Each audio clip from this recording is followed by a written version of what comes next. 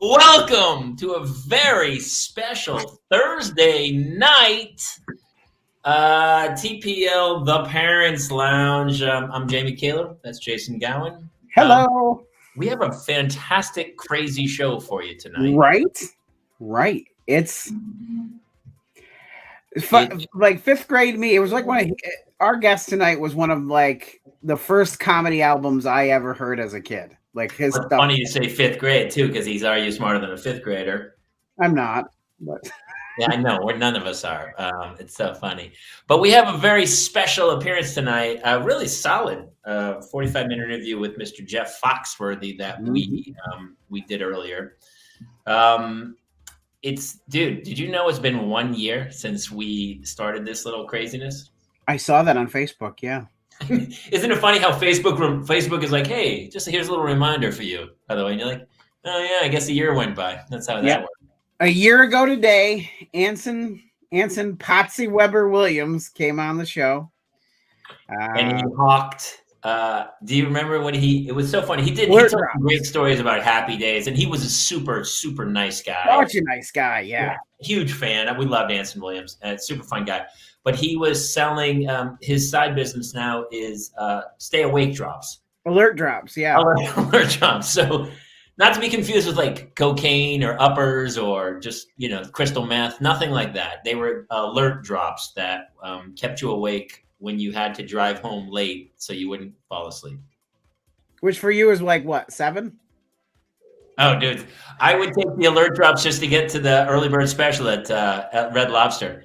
Like I take a couple drops at 4:30, then we get in the car and we go over to Red Lobster. And I honestly don't even get through the dessert. I fall asleep at the table. Then they carry me out and get me home. They have to you've just got alert drops on an IV. We called those whiteies. Cheryl Gibson's here. Yeah. Genevieve's here. You guys are, oh my God. Genevieve's here already, here for the anniversary party. The regulars are here. We weren't even going to come on and do anything live. We were just going to play. It was like a random Thursday night show because we had such a great guest. Cheryl, that's amazing. Oh my God, hey. So Jeff Foxworthy came in, and Kate Mulligan and Jason and I interviewed Jeff Foxworthy for like an hour about his new special, The Good Old Days, and we just did it yesterday. But he couldn't do it at night. So, and with some of your bigger names, you don't want to go live. No. I can attest that there have been at least 2 that we have pre-recorded that have been an editing nightmare for me. Hey, Maureen, how are you? Maureen is here. Ryan and Liz are here. We should try to get Ryan Curry. Guy's hilarious, but mostly likely books, solid, doing cameos as Paul Rubin. Is Ryan Curry? And that's Ryan and Liz. Wait, could Ryan Curry also be the guy who's saying it? Ryan and Liz? Ryan, is that you? Are you pitching yourself for the show? Don't subject him to us Midwest realness. Well, he wasn't ready for this crowd. He just wasn't ready for this crowd. So crazy. You throw Cheryl and Genevieve and Jobo at somebody. It's a rough go. For those of you who are, it's so funny that I love you too. So this whole thing came out of a mental health group of guys, basically, that we had kind of going during the pandemic. And we would actually, Brad Williams is a buddy of mine. And it's so funny that you say Brad Williams because he has a kid. And I haven't reached out to him yet because I'm so bad at reaching out to, which Jason, I know so many people who everyone's like, you should have them on. And I go, I would love to. But it's kind of, I always feel really weird reaching out to people going, hey, do you want to be on my show? But invariably, I don't. And then I run into that person and they're like, dude, are you ever going to ask me to be on your show? And I'm like, oh, yeah. That's how typically people end up on the show. I run into them and they go, why aren't I on your show? I honestly, we've had some of the paranormal TV people go, hey, how you had Schrader and Belanger on? Why not me? And I was like, yeah, Kaler's in charge of all that. I'm just not. I don't want to be a booking agent. And here's what I will tell everyone too. So I did another podcast, the Dadlands, and then I did Father Time on Earwolf and Howl, and it was an interview show. Right. And you've done them too, Jason, right? That's how this show came about because I was doing my old podcast called Dadpocalypse. And I knew you from Haunted Live. And Dave Schrader, our good buddy, said, you should have Jamie Kaler on. You know, he does a dad thing too. And I was like, oh, really? And you came on my show and we clicked that day. And 3 weeks later, this little bitch started. I know. And it's been honestly, I mean, every week, even tonight, we were talking because I came in 2 minutes before the show started, shaking. And you were like, you okay? And I go, I don't know if I am. I have a question for everyone who's watching. So my daughter, we didn't know it. She has bad vision. He's been on a few times. Cheryl, Dave Schrader. Yeah, we're going to have Schrader. Schrader's done it a bunch of times. He's the man. We love Dave Schrader. So my daughter needs glasses. If anyone out in the audience has kids who need glasses, I'd love your comments here because she won't wear them. And I go, wouldn't you rather see? And she goes, no, I'd rather everything. I go, everything's blurry. She goes, I'd rather things were blurry than have to wear glasses. And I get that, but I'm also, so we've been playing soccer. She's on a soccer team. And she's very good, but she sometimes trips on the ball. And I go, the ball's blurry, right? She goes, yeah, it's a little blurry. And so I made a big stink. And I go, you're wearing your glasses.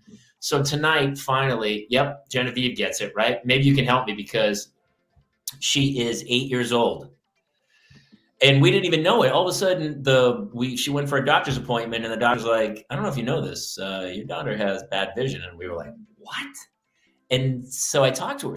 Turns out she's 20/40. Her eyes are 20/40. They're not good. Right? Oh, not at all. 20/40 is bad, right? It's not fantastic. No. It's not good. And so I talked to her and I was like, hey, is everything blurry? And she goes, I don't, she doesn't know what the world's supposed to look like. Oh, and how would I mean, it's like someone who's deaf, they don't know what sound. So she didn't understand. She just thought that's the way things looked, like blurry.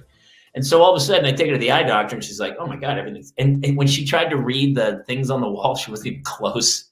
Even I was like, yeah, that's a K. And she's like, question mark? No, there's no symbols. These are just letters. She was so far off. And so we get her, maybe she needs different frames. Thank you, Cheryl. Yes, I totally agree. We bought her five different frames. She has 5 different frames. Yeah. And I told her, I said, listen, if there's another pair of frames you want, I'll buy you frames. It's not about that. She just won't wear them. And I even had to yell at her, not yell, but I talked to the teacher.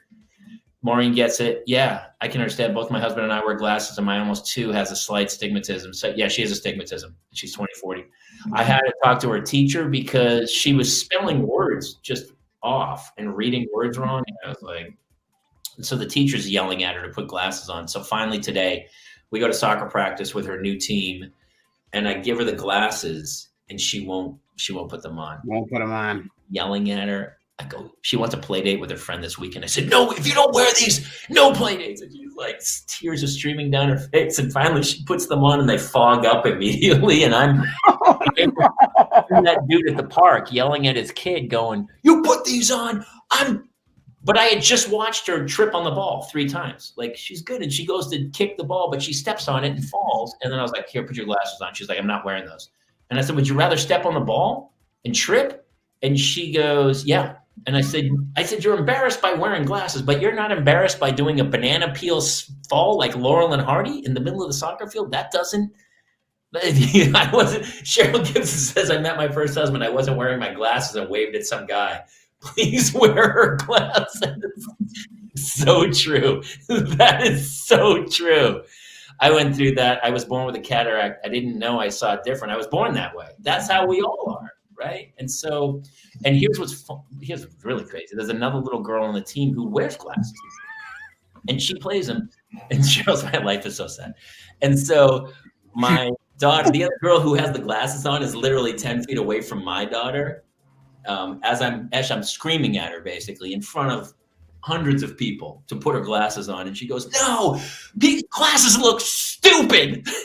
Oh no! The kid was like, "What are you talking about?" And so it got ugly. It really got ugly. Tears, screaming at the field in a public place. And then I drove her home, and we were both dead silent on the way home. And I was shaking because I felt bad that I had pushed it that far. Right. But it was like a line in the sand, and I just lost it. Have you ever reached that point where once you draw the line, you can't come back? No.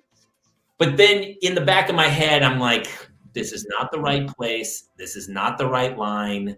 I'm in the middle of a conflict that I can't get out of because I can't show weakness.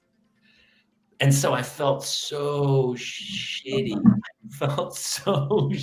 She's crying. I'm like, oh my God. And so we got home, and I was like, look, you have got to start wearing your glasses. So she's wearing them right now, although she probably took them off when I walked in this room. But right. I'm going to be honest. When you came in, and that's time after you've had a little time to cool down, you were tense. I mean, it was tense. Oh, it reminded me of that day during the pandemic when I beat the shit out of that Restoration Hardware lamp. Yes. Do you remember that? Where I was like, I'm not gonna get through today. And I had that like surging energy of like,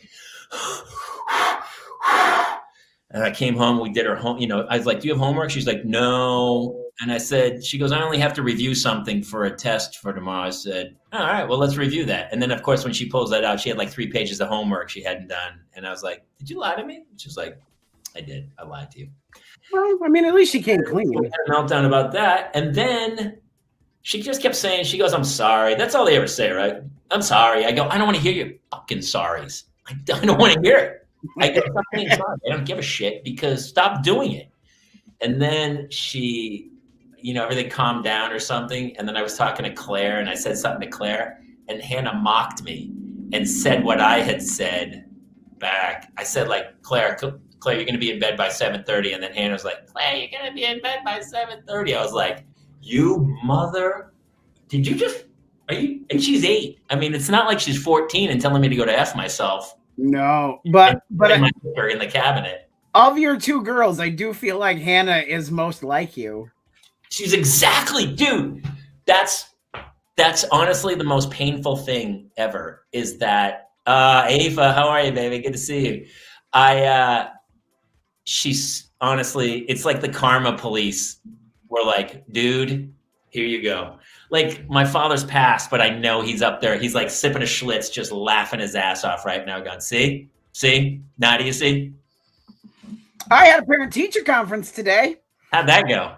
You know how it went.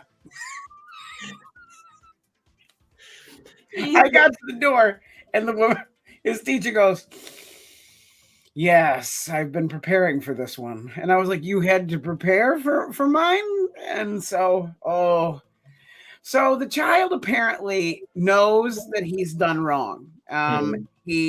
And I guess some girl tried to tattle on him for something he'd done in class, and he tried to silence her in class.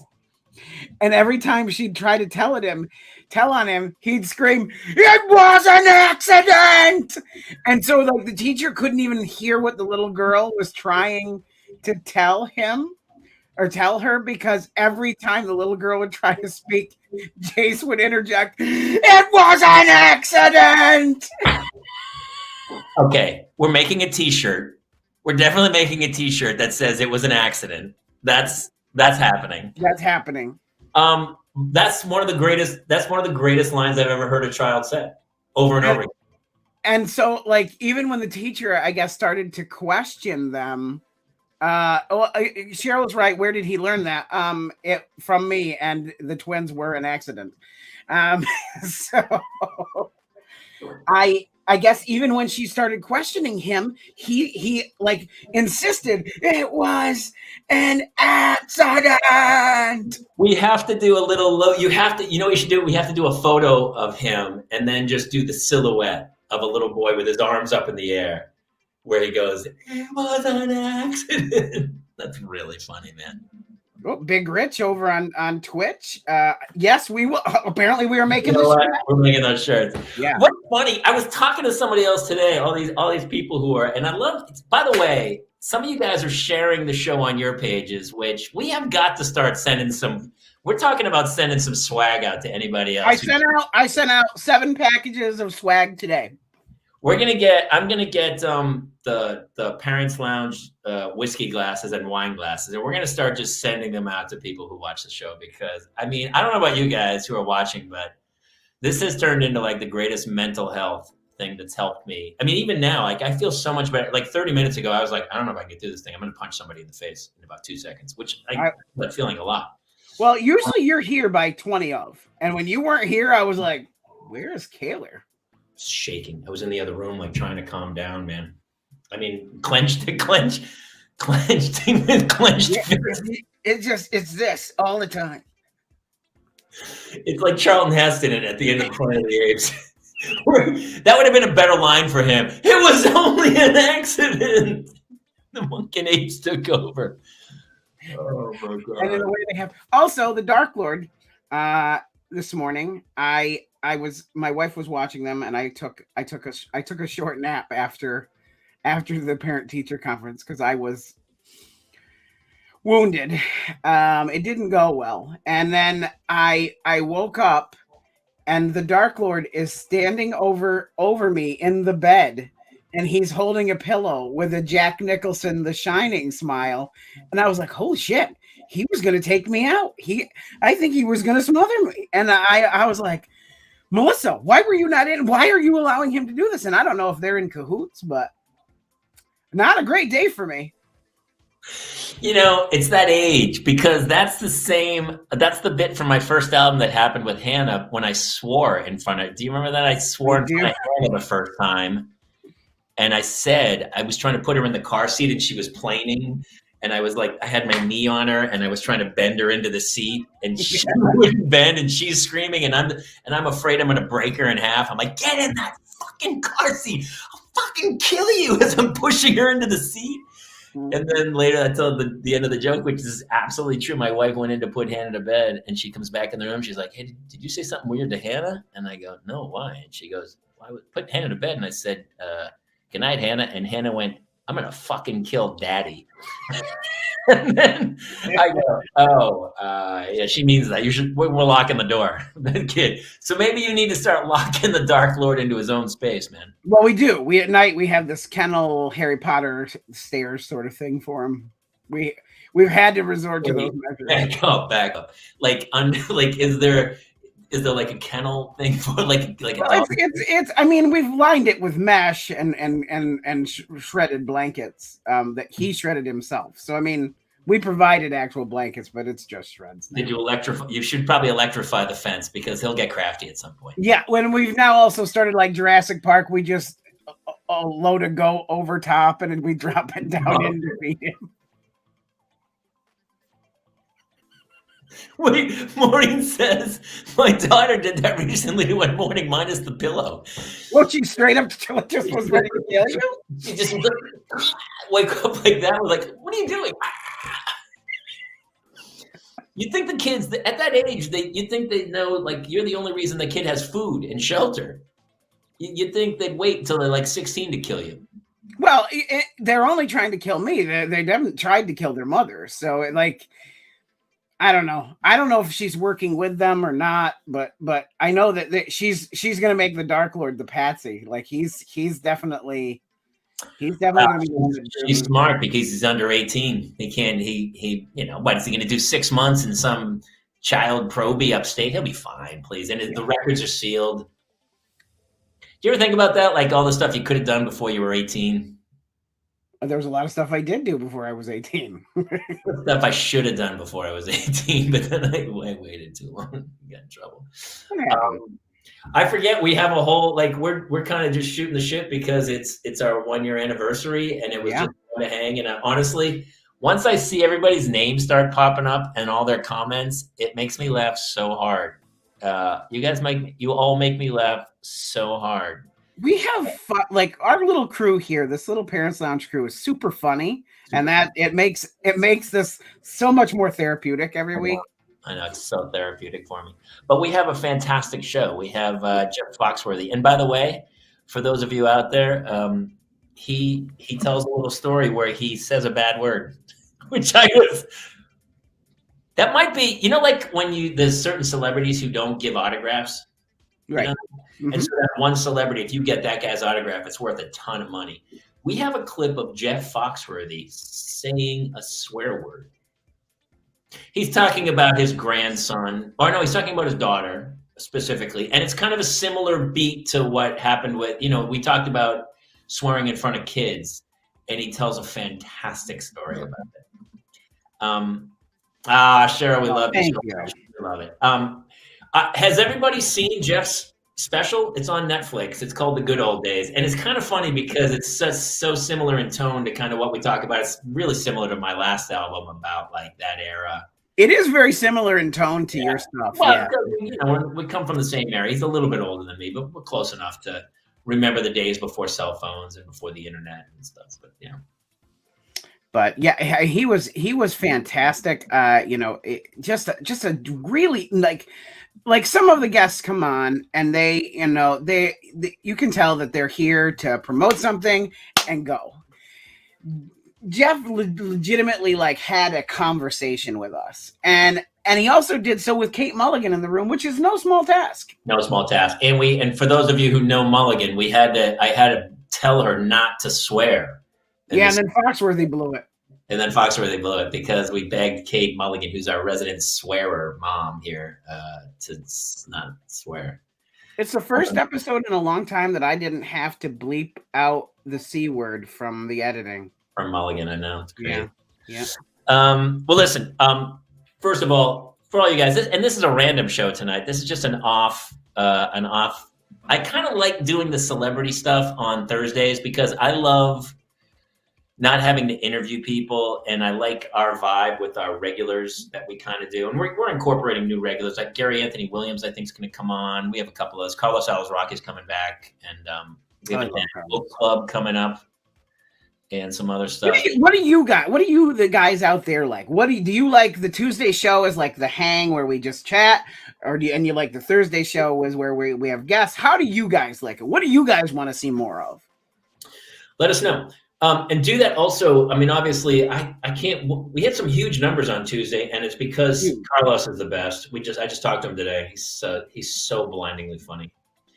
I love the regular hang with everybody on Tuesdays and stuff. So, and also, really, the numbers were huge on Tuesday, and we were kind of like shocked. All these people came in.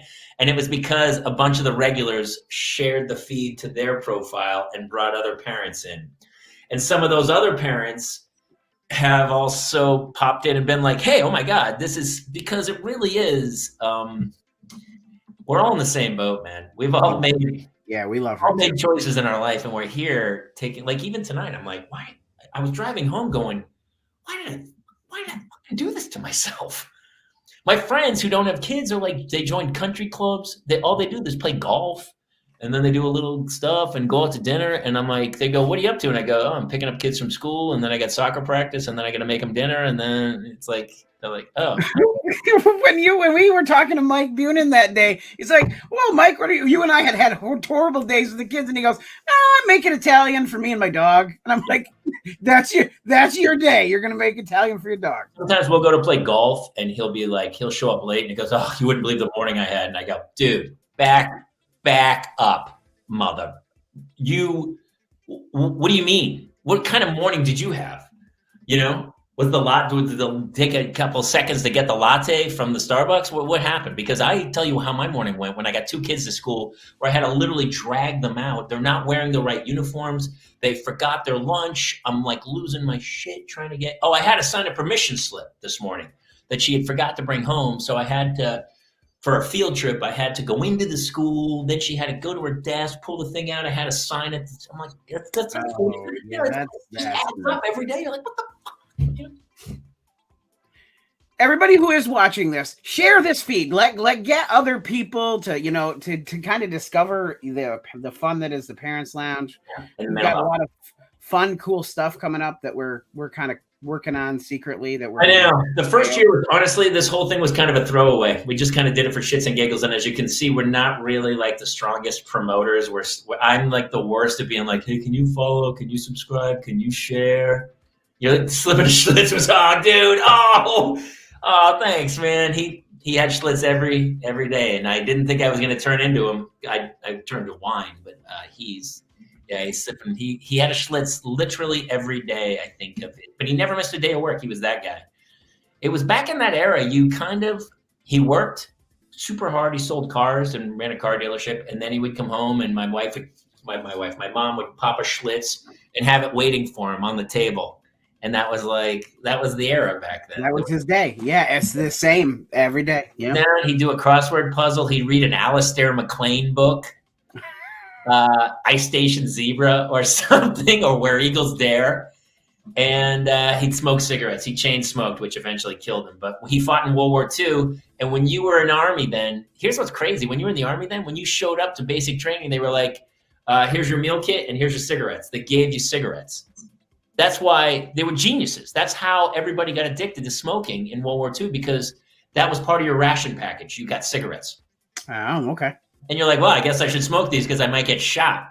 And so they'd smoke them. And then when the war was finished, they all had horrible smoking, 2 packs a day habits that they continued through the 40s, 50s, and 60s. Yeah, my father chain smoked his whole life till the end. Lucky Strikes. He'd have a Lucky Strike and a Schlitz. It was such a era of that. That's like an iconic image of that era, isn't it? It's like that's like the image. It's like the Marlboro Man, right? It's crazy too, because people, even when I first bartended in the 90s, I don't know if do you remember when the bars stopped smoking? Like people lost their mind. Yeah, it wasn't too long. I mean, not like 2006 or 7 here. Yeah, it was the 90s here. LA might have been one of the first, and people were like so up in arms. But before that, when I bartended, people would smoke. I was like covered. I would get home and just stink of smoke. And I don't smoke cigarettes at all. And I would get like 3 sinus infections a year from people just blowing smoke in my face while they were ordering at the bar. And you try to tell a kid like that, and they're like, wait, what? And you're like, everybody smoked, man. Every bar you went into was like a cloud. It was crazy. And it's just changed so much since then. Yeah, you couldn't do that now. I understand why my grandma, you don't find men like that anymore. No, I guess you don't. No, he was a good guy. He raised 6 kids on selling cars. So I tip my cap to him. He worked hard. Although I used to do a joke. I said, my dad used to tell me he worked 80 hours a week, but I found out years later he worked 40 hours a week, and the other 40 he just sat in a car about 3 blocks away from the house, muttering to himself, I want that kid shut up. Jamie, I'm doing that now. You caught me the other night. I was literally in my driveway in our car, just eating cheeseburgers silently and crying. Oh my gosh, Maureen, that's so crazy. It was 2008 and they were still smoking, right? And now it's like 2007 here, I think. Yeah, maybe. Here it was like, I just remember I would smoke. I was coated in it. Get home, I'd get in the shower and I could feel the smoke just wash off. Oh, the tar's just washing off you. Yeah, it was crazy times, man. I think I smoked once or twice in my life when I drunk late at night and I was with a girl who I was hitting on or whatever, and she was smoking, right? And you'd be like, well, I'm going to be tasting this in a few minutes anyway. I might as well enjoy a cigarette. And even then I was like, this is I never understood my father could get up and like light a cigarette in the morning. Like that was the first thing he did in the morning. He had the Zippo lighter. Like anytime I hear the click of a Zippo, it brings back Triggers it. Yeah. the smell of the butane. Yeah, Back in the day. And so it's funny because now I think of that in reverse of what my daughter's going to remember, like of me. Like what will she remember? That's interesting. I wonder what it would be for you. I don't know. I mean, obviously today's probably going to be traumatic. She's going to remember the day her father screamed at her to wear her glasses to play soccer. We were reading last night. I was reading. It was an accident. We're making that shirt this week, dude. Last night I was reading with her. She does this AR program, and so she has to read chapter books, right? It was a huge brawl because she wanted to read graphic novels. You don't get any points for that, but the chapter book, she's in 3rd grade, so they have to jump kind of from comic book to chapter book, and she doesn't want to. So I'll read it, we'll alternate chapters or whatever to help her out. And as I was reading, she was laying with her head right here, and her hand was on my chest, and then it went to my arm, and all it did was play with my arm hair. It was like caressing. And do you remember that when you were a kid? You would I just remember my dad's hands and my little hand on his or whatever. And you have those weird memories of your dad. And she was just caressing my arm hair and kind of playing with it while I was reading to her. Yeah, and yeah. It's those little things, those little touches of I remember my dad's back of laying next to him and he had the same. It's funny because I would just remember seeing his back and all the freckles and everything as a kid, and now I see my own back in the mirror, and I'm like, oh my god, I look exactly like my father. Maureen says, I always say, go put that back up. I always say, as long as my daughter is in therapy for not the same things as me, I call it a win. There you go. That is. I'll take it. Yeah. I had a moment 2 days ago where it was during the day. And Jace was at school, and the twins both climbed up in my lap and both put their heads on my shoulder and just watched TV and snuggled with me. And there is just something about the twin snuggle that really just, as a dad, those are the moments that I will I'll never forget that image and how that felt with those two little dudes. I think the thing about the twins is symmetry. I think this son, because even when I hold my 2 daughters or something, I always feel there is something about the 2 of them. I think it's like a balance. I agree with that. Yeah, it was funny. She was laying with me last night, and she had this same energy I had as a little kid, where I was just shaking. I was like, "Did you have a cup of coffee or something?" She was like, it was 8:30, and she was like, "I can't." She just couldn't sit still, and I was like, "Oh my god, I've seen that before." It's so me. And so she was sitting there, and she was like, petting my head. I was like, what's happening? And she was like, Daddy, it's as I was reading to her. It was kind of cute, but at the same time, you're like, it's so crazy. It's so emotional. We've always said that they're just such extensions of your nervous system, That is for sure. Which is kind of why tonight, it just really affected me because I didn't want to, I didn't want to cause this scene, but I'm like, I can't watch you trip on the ball again. I'm losing it. And it's for vanity. And so we did talk a little on the way home, and she goes, I feel self-conscious. I don't like the way I look in glasses. And I said, would you rather trip on the ball? And she was like, I would. And I said, I totally get that. Because I was totally self-conscious as a kid. And, now I dress like a hobo, and I couldn't care less in my white Kirkland t-shirt and my horrible jeans or whatever. I just don't care what anybody thinks, but it took me 50 years to get there. And she feels that self-consciousness, but how do you get your kids to be, I said, the best way to do it is put your glasses on and go score a goal. Yes. So Cheryl Gibson, do kids wear contacts? So she's 8 and she has really thin eyes. And so it's going to be really hard, but we're looking into it. And there's a certain age they can start. It's pretty hard at 8, I think. And honestly, I'd have to hold her eye open and put them in. Jobo! It's so funny because I was kind of waiting to start the Foxworthy before Jobo showed up. It did feel right that he's here now. It felt right. So, but yes, Cheryl, I totally agree with that. We're trying to do contacts, but that's going to be a serious process. If you've seen my daughter, she has eyes like me, very thin shaped. And so it's going to be a process to open them up and then jam. Yeah. It's going to be super hard. And honestly, hey, my favorite thing, Cheryl, I saw this too. They had a routine. My dad, it was like surgery when he his Zippo.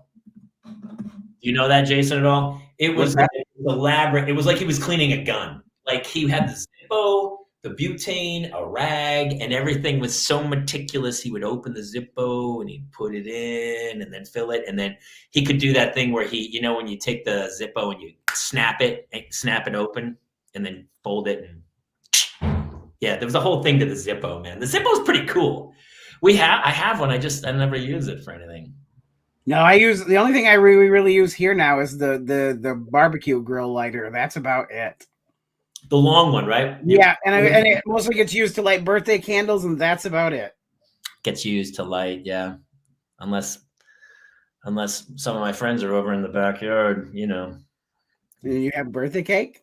Yeah, it's his birthday. There's some birthday cakeage going on, I think so. What else should we talk about? So, hey, listen, we're still going to be here. We'd love to see your comments during Foxworthy, and we'll be glad to share them all. Yes. But the interview is pre-recorded, so Foxworthy's not going to see your comment and go, "Hey, Cheryl, you might be right." It's not going to be that. But what else should we talk about? It's been a great year, dude. Honestly, I'm so thankful that this happened, and I look forward. It was kind of like a throwaway, like we were just kind of joking. Yes, Jobo, that's exactly what we're talking about. And yes, I'll call you when we have some questions about. 420. Maybe we should do a 420 show.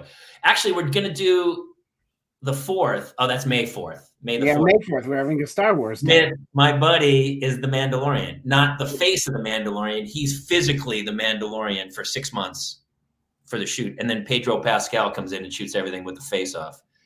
But my buddy, Brendan Wayne, who's John Wayne's grandson, plays the Mandalorian. So he's going to come for our show on the May the 4th. That's exciting. Yeah, Mulligan about cream dinner jeans when you said that. Yeah, Greg Grunberg, we're recording next week, and he's going to be next Thursday. Yep, next Thursday, a week from tonight, 10 o'clock Eastern, 7 Pacific. Greg Grunberg will be here with me, Jamie, and Claire. We also have a Dad's Book Club, and our first book is going to be The Godfather. The Godfather, yes. We're going to do a book club where we choose books that no one's ever going to read, but they've seen the movie so many times. So the first week will probably be Godfather, and then I think the second book will be Jaws. Books that I'm on board for both. Yeah, I think I'll have read those books by then. I got enough. No, Genevieve, Greg Grunberg cannot do live due to his schedule, unfortunately. He couldn't do live. But you know what? Here's what'll happen with Greg. He'll do a show, and then here's what's happened before. And then people go, oh, let me see if I can make the live work, because the live is really way more fun. Yep. But also, you have to kind of fit into the mold. We don't want to do interviews. We don't want to interview people. We would just want to be the parents who hang out and shoot the shit and have everybody chime in. So, yeah, I like just learning about their lives without like having to interview them. I like them just telling us stories. I know. And that's actually, I think Foxworthy was a little taken aback because he was doing a whole press junket that day, and he was talking to all these people and doing interviews. And then he came into ours, and all of a sudden he was just part of a conversation. And Mulligan started telling crazy ass stories. And then it was kind of cool because I think you could see he kind of goes, oh. And it was just, you weren't like watching him tell all these rote answers about like, well, when I first started stand up, I did. All of a sudden it turned into just people talking about their kids, and it was pretty great. There's a bit in the middle, and I keep watch for this, where you see it really click to him what we're doing here, and then he like really delves in, and he gives some fantastic advice that I have thought about since he said it. Honestly, and I told you I've toured with him. I toured with all the blue collar guys, and then I was supposed to be blue collar comedy, the next generation. Next generation, yes, I've seen it. Which is crazy because I don't know. I am blue collar. I'm a blue collar kid from New Hampshire, but they couldn't have been nicer. And Jeff Foxworthy was the king. I mean, he put the whole thing together, and he was the nicest dude to tour with. Just they're class acts, all of them, and it was super fun. And I mean, we're doing shows for like 10, 12,000 people. It was nuts. man. And I was new to comedy, and I was terrified. I was standing in front of 10,000 people telling 20 minutes of jokes. It was mind-blowing. It was crazy. I was like shaking. I walk off stage. Couldn't catch my air. Hey, Josh Chesler. He built my house. Anybody have any contractor questions, please reach out to Josh. He's the king. All right. Hey, I think we should get this thing rolling. Yes. Are we coming back after, or are we just going to let her end? I think we're just going to go. We're going to do the opening and then go straight to the Foxworthy interview. Okay. Which is great. Thank you guys for all showing up. And this is so random. We don't even do these shows, but we're going to start, I think, doing Tuesdays and Thursdays. So it'll be super fun. No, Josh Chesler. If you got a comment or two, Josh, you better put them in now while we can still respond to them. Otherwise, you'll just see them over Jeff Foxworthy's face. Yeah. And thank you guys so much for tuning in this year and, giving this show a chance and being part of, this craziness. Honestly, it is super therapeutic to me. Like, there are weeks where I'm having a week, and you guys make all of it worth it. I laugh so much. Like, our people here are fantastic. Honestly, yeah. The comments are so strong. I want to do a show where we bring in all the regulars and we have everybody up, and we just kind of do a Phil Donahue and kind of talk to everybody. So if you guys want to do that, maybe we'll start reaching out to people and having a guest of the week. Thank you, man. Brother, I appreciate it, man. Super cool. Thank you for sharing everything. Thank you. Yeah, share this bitch out and liked, and I don't know what else to say. I love it. So we're gonna play the opening theme song, which it's still a temp song, and I keep threatening to record it. No, don't just leave it until Richard Marks or Bowling for Soup record it for us. Just leave it. No, we got to get Richard Marks to do it. That's right. He was our guest too this year. That was crazy. In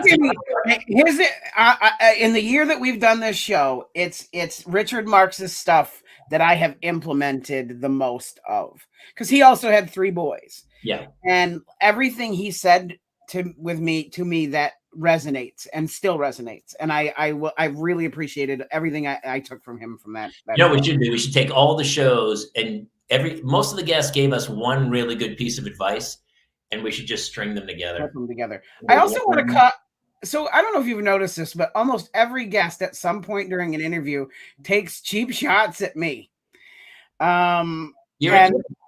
And so I am going to cut together all of the guests' cheap shots at me from start to finish, from Anson Williams right up to Keckner. No, the best is Keckner. He's like, Gowin. I'm seeing him here. He's coming here next month, and I'm super pumped because we're going to hang a little. He's super great, man. Super funny. All right. I don't have anything else to say to you guys. I love you all. Honestly, this has been life-changing. So here's to the next year, and let's keep going. I guess. All right. Ladies and gentlemen. That's about it. Ladies and gentlemen, this gentleman who's going to be our guest this evening, you may know him from a little thing called the Blue Collar Comedy Tour, about 25 books. You Might Be a Redneck, which is so funny because that's not really who he is. When you see his stand-up, he's really a storyteller, a family storyteller. But that redneck joke always just blows up. It's so great. Although he didn't do one because he was just Jeff. He was just Jeff hanging, chatting with us. So it's kind of funny.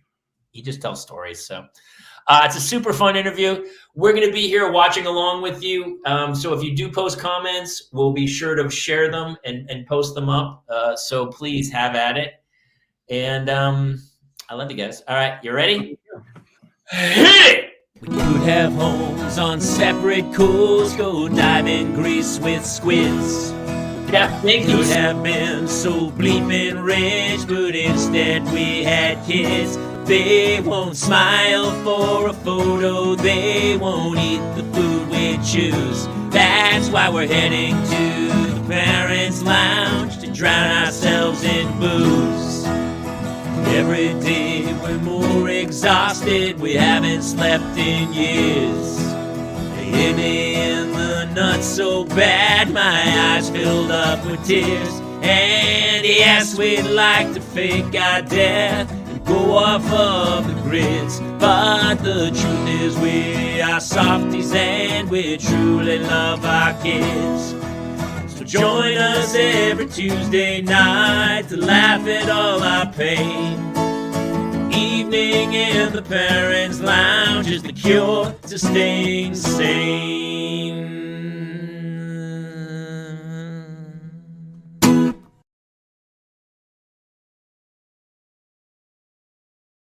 Jeff, thank you so much for coming on and spending some time with us. We all watched your special, and I loved it, man. We all loved it. Super fun. Yeah, I'm honored that you would take the time to watch it. So that's cool. Kidding. Listen, I've sat with you when I toured with you, and I've watched you many, many times, and it's always great. Here's what I love about the show and your act in particular is that not only is it really funny, but it just made me so reminiscent of my childhood. Like, I mean, the good old days is such the perfect name. And we've been talking about it the whole time about the phone with the long cord and how we all grew up so different than we're raising our own kids. Well, it was funny because my father-in-law, that's kind of his thing. Everything was better in the good old. And so when COVID hit, as you know, as a comic, when you can't, you don't really write when you don't have a stage to go try it out on, because you don't know whether it's good or bad. So I just been rolling that phrase around. Like when somebody says the good old, it's like, what the hell? When was that? It's not marked on the calendar. And so I started thinking about, like, as you get older, everything changes. Technology changes, society changes, morality changes. And you do find yourself living in a world that doesn't make sense. And so it would seem natural that you would hearken back to the time when things made sense. And for most of it, it's back when we were growing up. And so I literally got a big sheet, like a poster board, and I would write education, and on both sides of the board. How did we do it then? How do we do it now? Transportation. But it became a very fun piece of material because it became, when I got to the point where I could start playing with it and trying it out, it was multi-generational. You'd say one thing and kind of the older people in the audience would laugh. Then you'd throw it back the other way and the younger people would laugh. And so, I just literally kind of was thinking of my childhood as opposed to the way I raised my kids, who now are having kids of their own, so. Yeah, I was going to say something that has always sort of touched me about your comedy is how, like, when I would do stand up, and I'm sure I'm super famous from doing it. I have a great, beautiful career doing it myself. I'm not sure at all. No, but I always felt like it was hard to reach everybody. Like, I couldn't find universality, and I feel like you nail universality. Like, yes, like that is such your special gift, is like exactly what you're describing, is that there's not going to be anybody that watches this special that there's not something for them in it. And it's like a real gift that you could do that. I mean, that's so kind. Kate, like, I was lucky because I remember like those days of first doing amateur nights and clubs and going around thinking, what am I going to talk about? Am I going to talk about maybe that commercial or that billboard or whatever? And I was lucky because I found that thing early on that worked for me. And that was, I trusted, hey, if I think something or my wife says something or my family does something, I'm going to trust other people thinking and saying the same thing. And I just trusted that, even when I would have weird thoughts, I'm like, well, I bet somebody else has thought that, and I'd write it down. And, I'm very lucky that I found that thing that worked for me, because there is no stencil on how to be a comic. No. If you want to be a musician, you go to music school. If you want to be an actor, you want to go to acting school. You learn to be a comic by hanging out with comics. I mean, that's how you do it. And so, you really learn to be a comic by failing at it. I can tell you that firsthand. Well, funny, talking about the good old days. My dad, because he would say the good old days, but what's funny is we were talking earlier. My father didn't watch TV when I was a kid, and I didn't understand it because I love TV more than anything. And then when I got older, it dawned on me that he could not pause television or record. So if he wanted to watch a show that was on Thursday night at 8:00, he better be in that chair at 7:59, and those kids better be nowhere. He probably tried watching TV when the kids were young and was like, and like melted down. So it makes me laugh. There wasn't any saving it. It's if you didn't see it in that half hour, you would have to wait 6 months because they would rerun like half the season. You know. Yeah. Or the VHS, we would put the VHS in to record. We got a lot of, we have like Olympics from 1988 recorded. Sure. I like got FloJo winning the gold and then like a Kodak commercial. After. Well, you would have FloJo winning the gold and then like a 4-second clip of your aunt doing something. And then it would be like Thanksgiving. And then like my dad's 40th birthday where everybody showed up carrying a coffin. Like it was just. And then the holiday Rudolph special. This is the weirdest Olympics ever. No, Jason, not the whole Rudolph special, just the last 20 minutes of it. So, Yep. Jeff, you're like me. You have 2 daughters, and here's what I also love about we have Mulligan as our resident swearer. She gets a potty mouth sometimes, so we had to tell her you got to be clean. And when my wife's name, we're very clean, and I love that. I think you push yourself a little further when you try to do it clean. But as a dad, did you ever swear with the kids around, or do you not swear at all? I mean, it's very fun. I come from a world-class swearer. My dad, who left, he and my mom divorced when I was like 7 or 8, but my dad put combinations of cuss words together that truckers had not thought of, I mean, it was, and my mother, my mother would say, your room looks like 8 Pakiyaki. She wouldn't say anything dirty. So I tried not to. Can you swear on your podcast or you don't? We can, yes. We can, So I will tell you this. So my oldest daughter, Jordan, we were living in LA and we came home to Atlanta for Christmas. And we had gone to Christmas Day brunch at the Ritz-Carlton. And so when we come out, I'm putting Jordan in the car seat in the back of the car. And I'm talking to my wife. And I said, I hate rich people, because we had just come out of I said, rich people walk around with a look on their face like, who's shit? And so my daughter, who is like 14 months old at that point, goes, who's shit? Who's shit? And for the rest of Christmas Day, that's the only thing she would say. So we go to visit my mother, and my mother's like, come here, darling. Who's shit? Who's shit? And so I learned at a very early age, you got to watch it because it will come back. I mean, I said it one time and she became a parrot with it. So maybe that's my gift because I swear so much.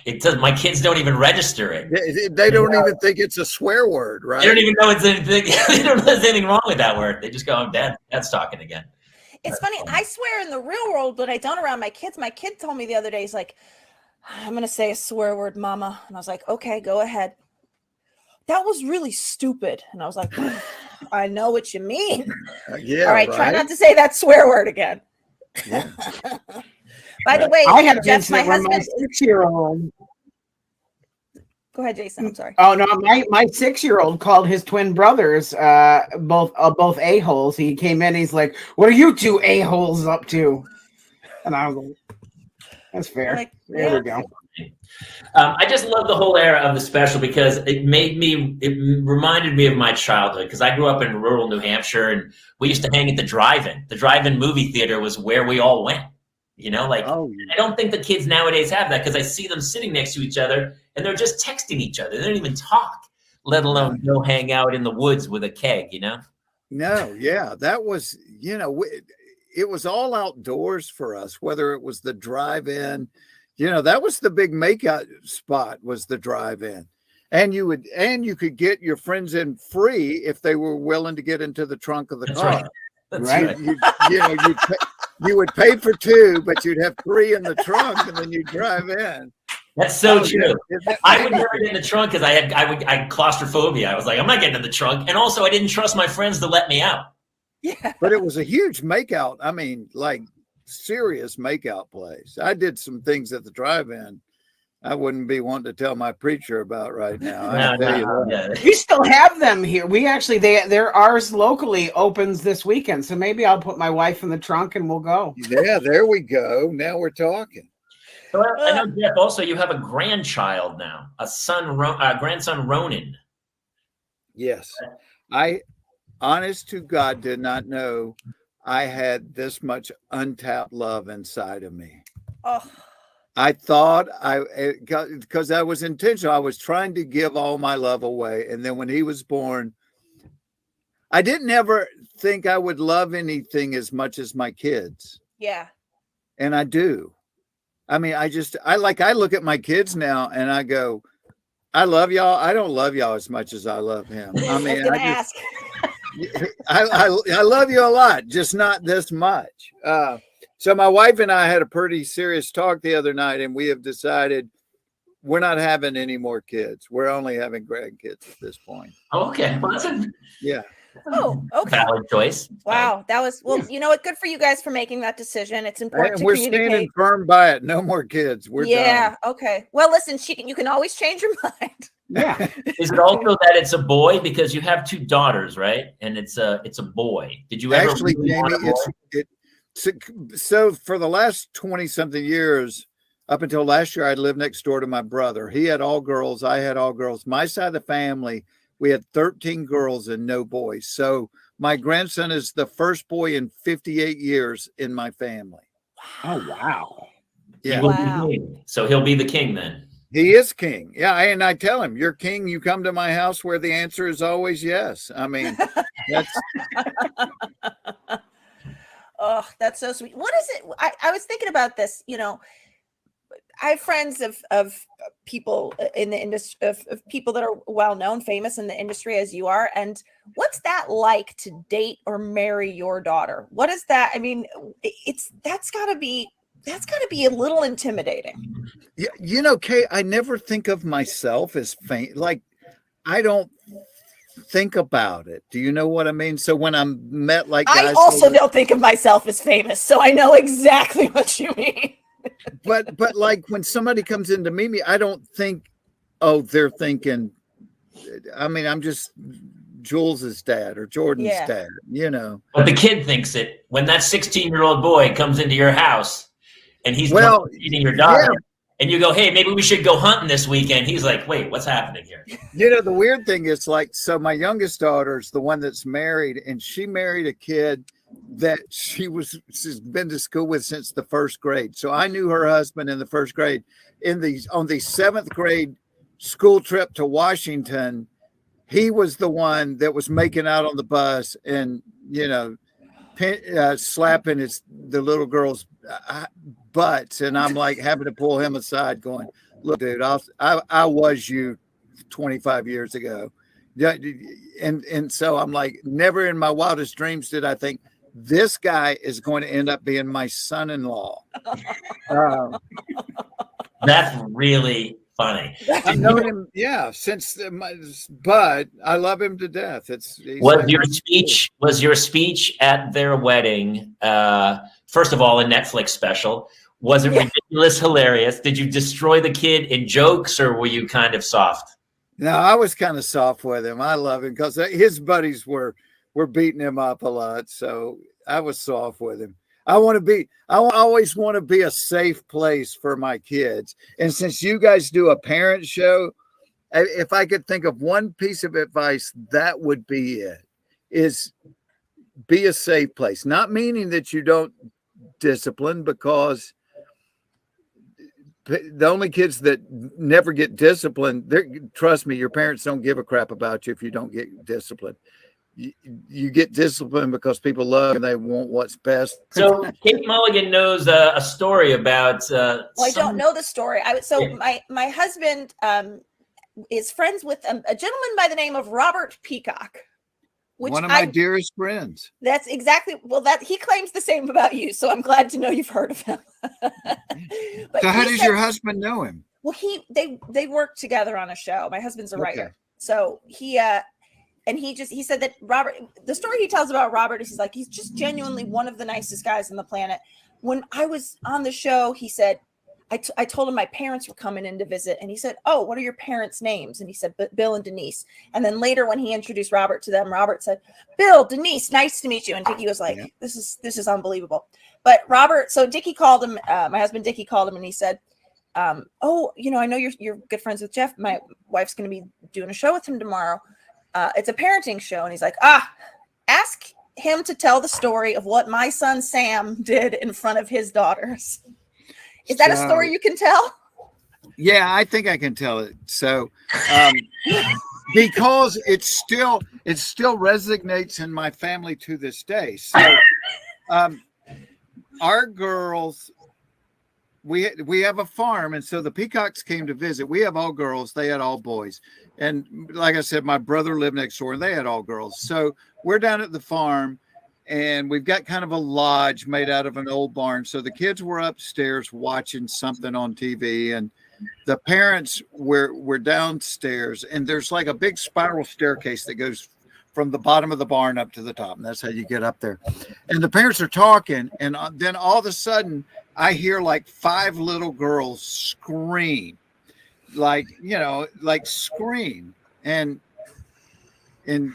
I yelled upstairs. I said, "Is everybody okay?" And my oldest daughter, Jordan, who was probably about 7 at the time, she said, "Yes." She said, "Sam just stood up and pulled his pants all the way down and said, 'It's weenie time.'" And none of, we had all girls, none of them had ever seen one before. So this was a gigantic moment. And I told Robert, I said, "I just want to sell T-shirts with a hand holding a hot dog going, 'It's weenie time.'" It's weenie time. And so Robert called him downstairs. He said, "Sam," he said, "what are you doing?" He said, "These are little girls. You can't be doing this in front of girls." And Sam was like dead serious. He's like 4. He goes, "But Dad, it was weenie time."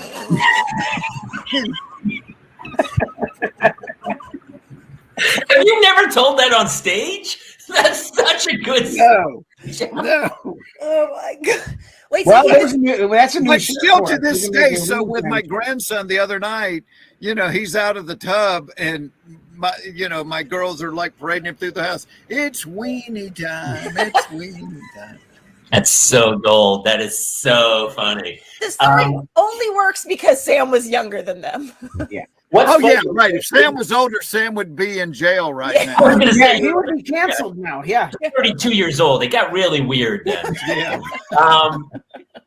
You know what's funny? You talk about that because what I really loved in your special too was about, like, when I was a kid, smut porn was an old Playboy you found in the woods or something, and it was kind of beautiful. Nowadays, my next door neighbor, he told me that his 11-year-old daughter, some boy on the bus, had a phone and showed the 11-year-old girl like hardcore, and I'm like, oh, maybe technology isn't great. I think that's a real struggle for parents now. Is they've just got. We didn't have access to that. I didn't have any access. When I was a kid, no access to it. I had to turn the dial to the 3 channels. That's how I started, Yes, exactly. And Oh, so yeah, scrambled. Yeah. yeah. Any boy that knew what that was on the TV was not a good boy. Yeah. You would watch Cinemax and go like, I think that's a boob. I think that's a boob. So what is the answer to that? Because it is available everywhere. I mean, I think I did a joke in the special. You don't even have to be looking for it because it's looking for you. When you said Italian, delicious Italian near me. Meatball. Mamma mia, that's a spicy meatball. Well, I don't know when's the last. Every now and then, someone will go like, "Hey, I sent you an email," and I go, "I didn't get it." And they go, "Look in your junk." And you never look in junk, but that one time you look in junk, you're like, "Oh my God, man, what's in my junk?"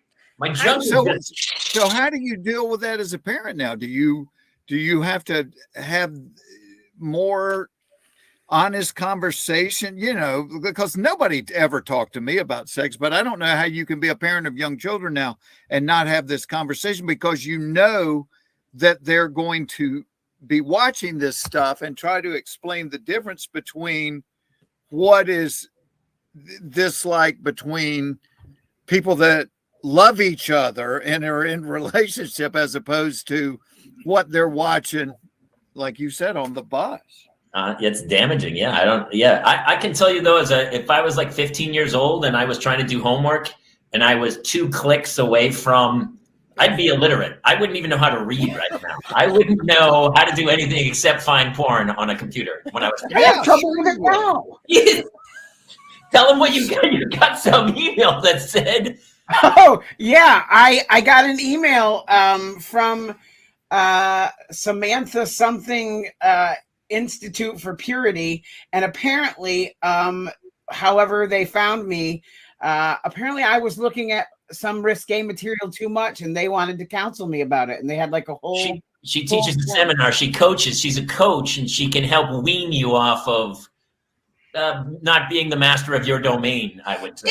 Jason, what in the world have you been watching? Yeah, I don't. Not me, Jeff. It's my wife, and it's not my fault. It's my wife. It's just who she is. Oh, Jason has 3 boys. He has twins who are 2 years old. Three. Yeah, they're 3 now. And a 6-year-old. Here's the ad, actually. Sarah Brewer coaching. Now, Jason, you think this is a story to tell to the extent that you have the flyer ready with your face on it? You're proud of the story, Jason? Well, I tried to make it into a joke, and I felt like at the time it landed. I may be wrong. I also think Sarah Brewer's way too good looking to be teaching guys not to use. And I think it's a bait and switch. I think when you get in there, it's something else. I don't know. There was just an innocence, I feel like, that's kind of being lost. I equate it to the menu at the Cheesecake Factory. Like, sometimes you're not supposed to have this many choices in life. Like, I just want 3 or 4 choices and I'll pick one. I don't need 700 different meals to look at. And I feel like nowadays that's what the world is. There's just so much white noise coming through that people we're not capable of focusing anymore. I agree with you. I think, and especially after like being intimate with this material and like really contemplating it and thinking over it, I think we have too much information now. I know, because like a friend of mine is a psychologist, and he said, you do know there's more people that suffer from anxiety now than any time in human history. And he thinks it's because we have too much information. He goes, some things are just better, like I talked about on there with Googling, the side effects of something, or Googling every ache and pain we have. We've made ourselves just so totally paranoid because everything you want to know is right there at your. I don't know that that's necessarily a good thing, because we no longer think. We no longer think critically, and by that I don't mean with like a critical attitude. I mean thinking things 2nd and 3rd and 4th layer deep, real critical thinking on subject, because it's all right there for us to skim. And so we never do deep dives on anything. We've got all this stuff that's such a waste of time that you sit there and play these games or watch these things and accomplish nothing. And I'm as susceptible to it as anything. And then one day I'm like, when people get to the end of their lives, I don't think they're going to say, the best day that I ever had, it never is going to include a computer in there. Yeah. Or a phone. No one's going to say the best say days of your life are not going to include those things. It was like, remember when we went to this place or made this memory or did this thing. And so at some point as a civilization, I think we're going to have to shake the shackles of this thing off and go, this isn't good to be this enmeshed in something, because we just look at that phone all day long and go, entertain me, feed me, entertain me. Well, you never get a break from it now either. Like No. it's constant from the time you get up to the time you go to sleep. It's constant information being bombarded to you. Like you used to get a break, and you don't. You just don't anymore. And it's somebody's job, Jason, to make sure that you don't put it down. They know how to hit those buttons to release endorphins to make you feel better, and you become so totally addicted to this thing. And that's somebody's job to make sure that you do. I do a joke that I grew up without a cell phone. I have to teach my kids that I grew up without a cell phone. Like when I was a kid, if you went to a concert and you lost your friends, you made new friends. That's how that show went. Yeah. And so many people love that joke. And I think it's because you forget, like people, oh, I have a friend in Sweden. And you're like, well, do you even know who lives next door to you? No, I don't know anyone in my own neighborhood, but I got a friend in Nigeria and he and I are talking all the time. It's like, there's no community anymore. Like you can see it on the community news and there's no sense of a neighborhood much anymore. Everyone's like, oh, I'm like, we have Oculuses. I went on an Oculus and I actually got super nauseous. I almost threw up in the virtual world. I was like, what's happening? And so I just miss that sense of community. I think we had it more as a kid. Oh, I would say also about the phones and the cell phones. For me, in the good old days, people couldn't reach me at every moment of every day. Yeah, and that is actually something that, like, I really don't want my kids seeing me on the phone. And people in my life have gotten very frustrated with my inability to text back or to call back. But it's because I actually don't want my phone. When my kids are home with me, I am trying not to be doing this because, but people can reach me at every moment of every day. If you wanted to call me, I had to be home and my mom had to not be on the phone. Those were the two things that needed to be in place. Yeah, we used to have busy signals. Yeah. Yeah. And you know, I think there's such whether you're a person of faith or not, but you know, the old be still and know I'm God. We don't have a be still moment in our lives anymore. It's like every moment is filled up. And I don't even think that's good for our kids. It's like, I think positive things happen when you have those quiet times and reflect, but we don't have very much of that. It's like this little thing just wants your attention all the time. And I know as a writer, it's not good. No. You know, I mean, as a writer, I've got to get away from all that stuff. Yeah. And just, you know, writing's never fun and you've got the blank page, but sometimes I'm like, I need this stuff out of my life a little Jeff, bit. I have a question for you. Because obviously growing up with your two daughters, you were on the road a lot. When you came home, were you just like, yes, girls, whatever you want? Was your wife the disciplinarian? Or when you came home, did you drop the hammer? Or how, I mean, you lived the life on the road a lot with the kids at home. You know, I did. And it was very funny because my dad left early in my life. My dad left when I was like 8 or 9. And so it was always important to me to be a great dad. That was probably my number one priority in life. And then I end up with a job that's taking me city to city every night.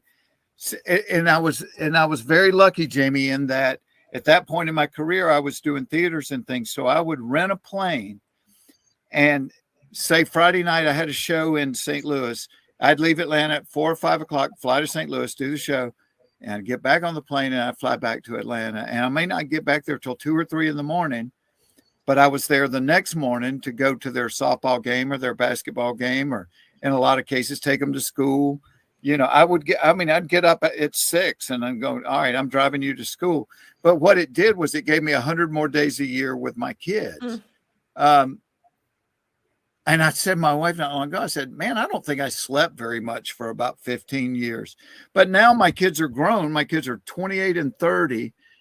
We were living out where we used to live. And they said, Mom and Dad, y'all need to move down here and live near us, because they just enjoy it. They come over every day or every other day. And we just have, so I look back and I go, all that time and effort that I put into them. And so there's something about driving your kids to school. You talk a lot. I mean, about a lot of stuff. That was every day. I drive every day. Yeah. Good, rich time. But I look back at it and I go, man, I was making an investment in them by coming home, but it's paid off. I mean, you do reap what you sow. because now they're grown and they're our friends. I mean, you know, you kind of grow out of having to, you're always the parent, but you grow much. And I just look at them and go, man, I love these human beings. They're nice people. They're good quality people. And they're my kids. So do you remember ever like blowing up and losing your cool? Because I still like my kids drive me crazy. I'm not going to lie to you. Like I love them and it's great. And I take them to school, but even this morning trying to get them out the door, will you get ready? We're killing me. They're just sitting there. I mean, I used to hate bedtime. Bedtime. I'm not tired, Dad. Yeah, I don't care.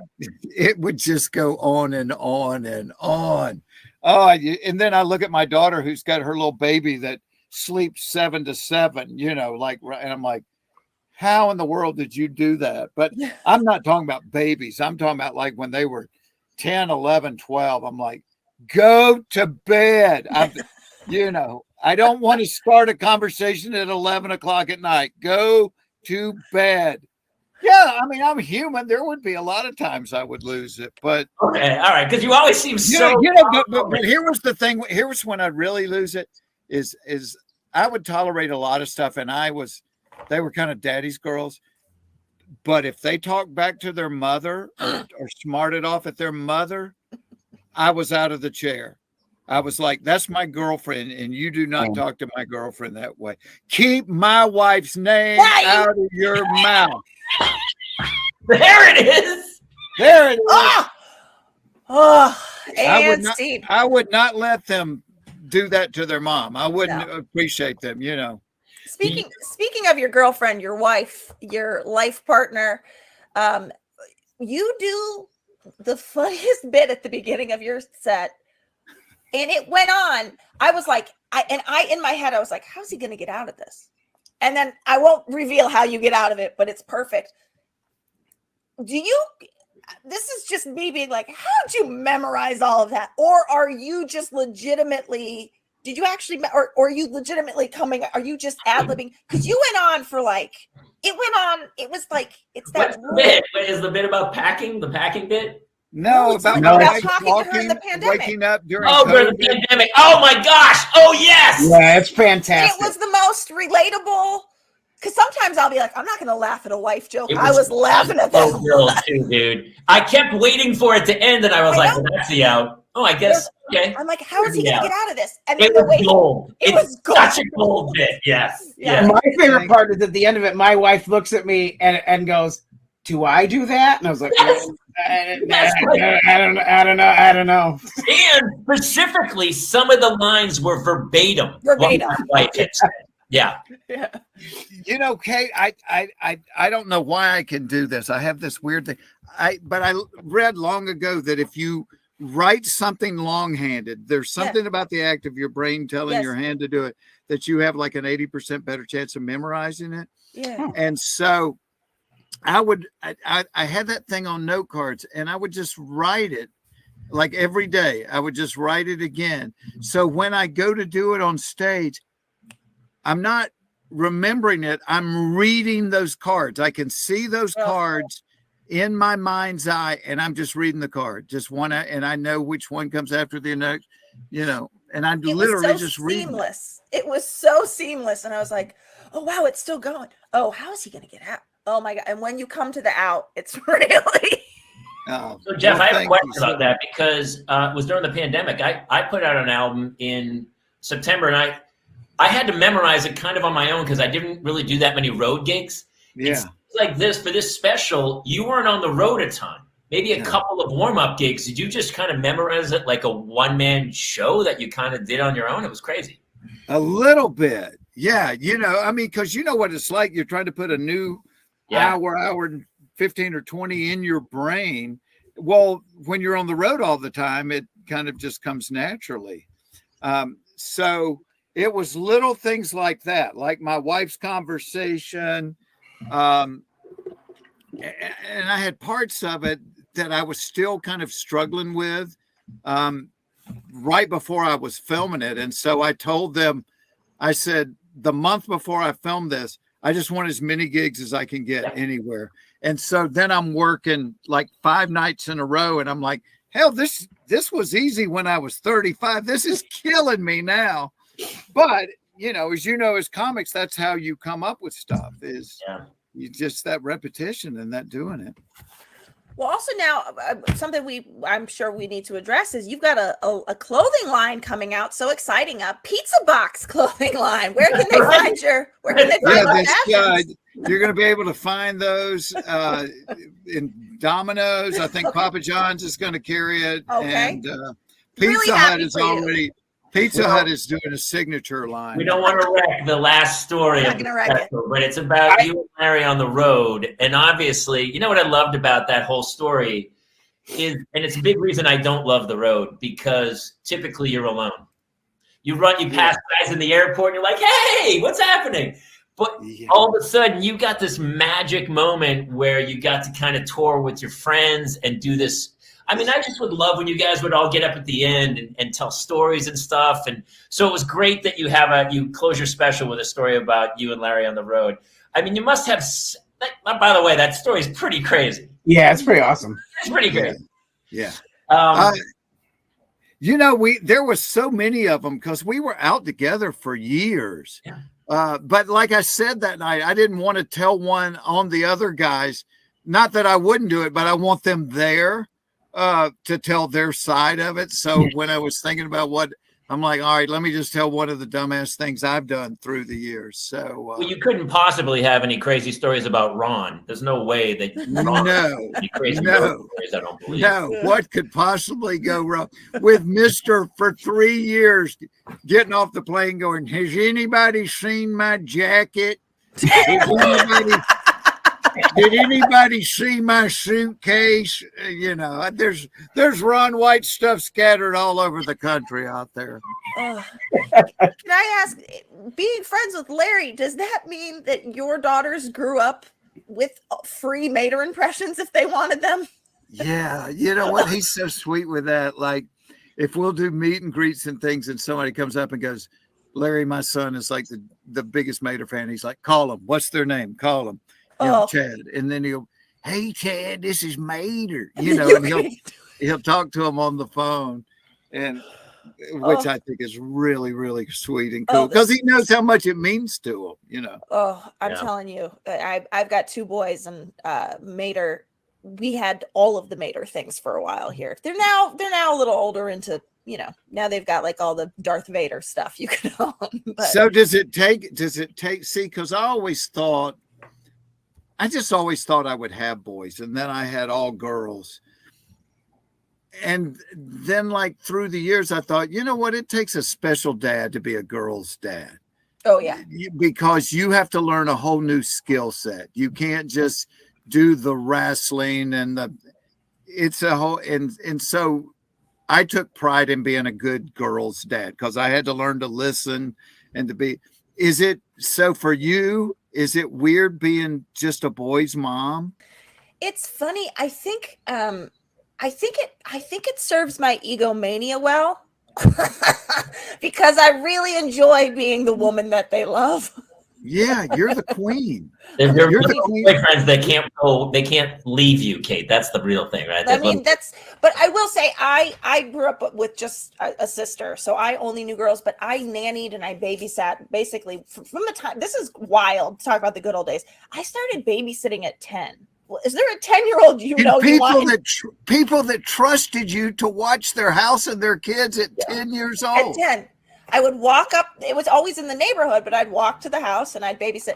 And I always had a special connection with the little boys because I think I've got a little bit of a masculine energy about me anyway. Just a scooch. Yeah, just a scooch. I got a stealth mouth and a. The best thing about having 2 little girls is that when we're at a restaurant and the girls have to go to the bathroom, I always go, Kate, I don't want to take them in the men's room. It's too disgusting in there. So you should probably do this. And she's the greatest gift of having girls that I don't have to take them to the restroom as much. Yeah. And it's like with little boys, like the mom taking what age does that stop? I'll tell you, it's already sort of stopped. My son, Neil, who is 6, he'll turn 7 shortly. He really gets horrified if I make him come into the bathroom with me. And so then I will wait outside. So now if he wants to go to the bathroom by himself, I wait outside the men's and I'm like, I hope nothing happens in there that I can't, and he'll usually be in and out, and I'll be like, go back in, because I know you didn't wash your hands, and he'll go back in. But yeah, it's already started. When Hannah was 2, I was at a mall with her, and I had to go to the bathroom so badly. So I put her on my shoulders, and I went into the bathroom and used the urinal while she was on my shoulders. And she kept trying to lean over to look down. And so I had to kind of torque my body back and hold her back while I peed in the urinal. She's like, Dad, isn't it weenie time? Yes, come on, Jamie. Sometimes it's just weenie time. We have 3 boys here. It's weenie time all day, every day. I love my wife until those boys are out of this house will never know the Clugs are in a clean toilet seat. It's not going to happen here. Yeah, don't even bother blaming it.